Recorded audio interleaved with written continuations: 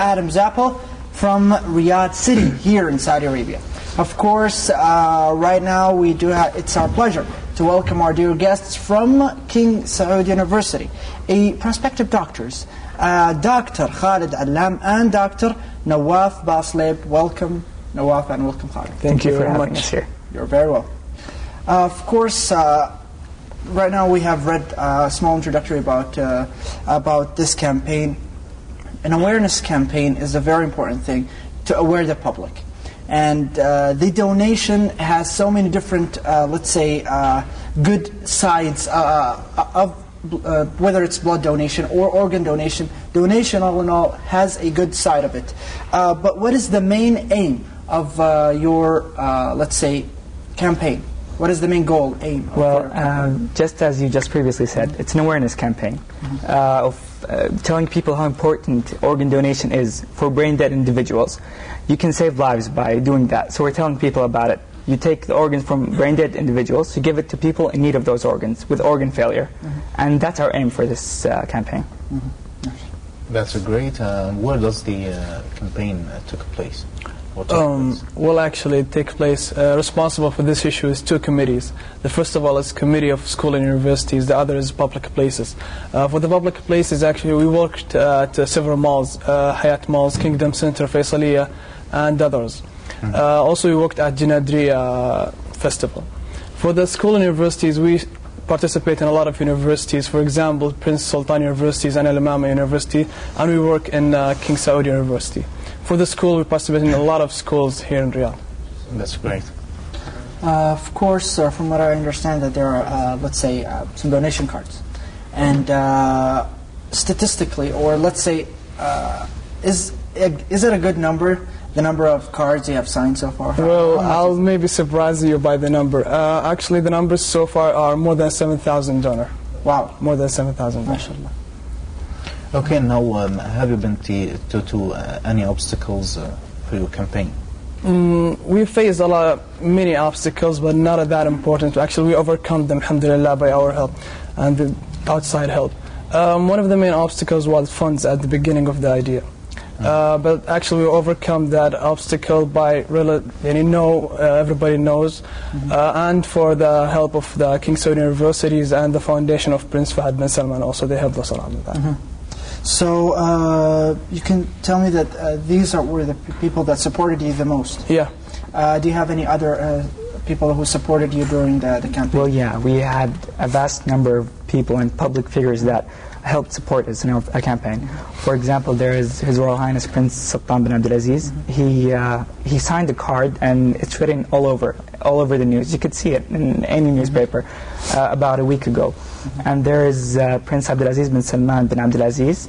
He's the General Supervisor of the Prince Fahd bin Salman. You mentioned it in the beginning of the show. Prince Fahd bin Salman Charity Foundation of Renal Impairment Patients Care. There's also Professor Msaad Salman, not doctor. They worked hard to get that degree. Professor Msaad Salman.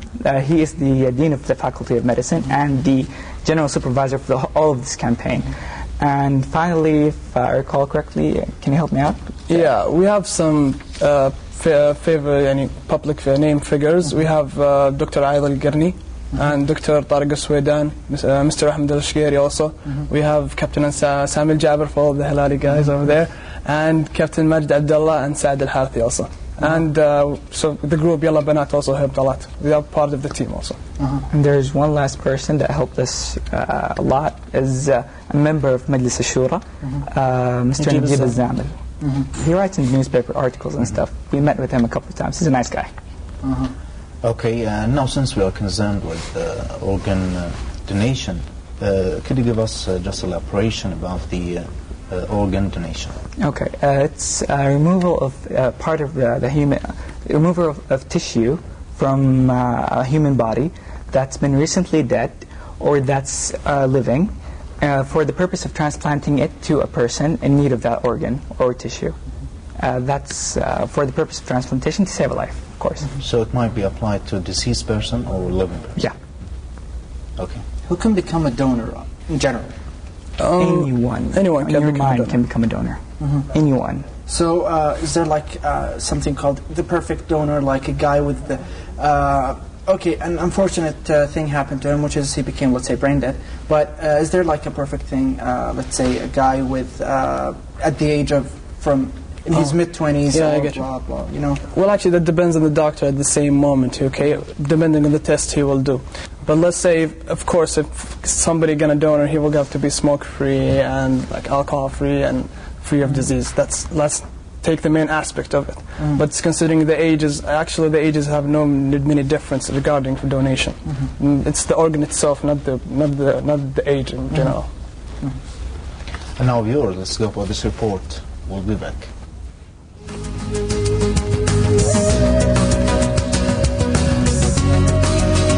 Organ transplantation is one of the great medical success stories of the 20th century. But because of its success, the number of patients on waiting list is growing far more quickly than the number of donors, despite the fact that there are more and more donors. Last week, in a report commissioned by the EU, the Health Commissioner Marcus Kyprianou emphasized the importance of Europeans carrying organ donor cards, along with better cooperation and harmonization of donor policies at EU level. The paper proposed other ways to address pressing needs of patients and increase organ availability, such as creating organ transplant coordinators in hospital and expanding the use of living donors. The problem with organ transplant is that, of course, there's a lack, there's a short supply, there's a great need, and we already know that, for example, in 2005, over 26,000 people's lives were saved or improved through organ transplants, but another 56,000 the same year who were waiting for a transplant. Over the past 50 years, organ transplantation has become established worldwide, bringing immense benefit to hundreds of thousands of patients. The excellent results of transplants in terms of life years gained and improvement in quality of living have multiplied the indication of these therapies. Transplant procedures continue to develop and in the future may offer practical treatment for other unmet medical needs. Most people believe that getting a graft is going to be a miracle. In a way it is still the best way of kidney replacement therapy.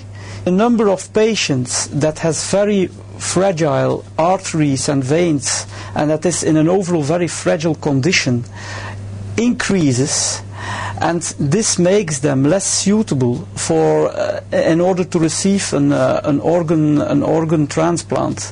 Nevertheless, chronic shortage of organs is a major factor affecting transplantation programs.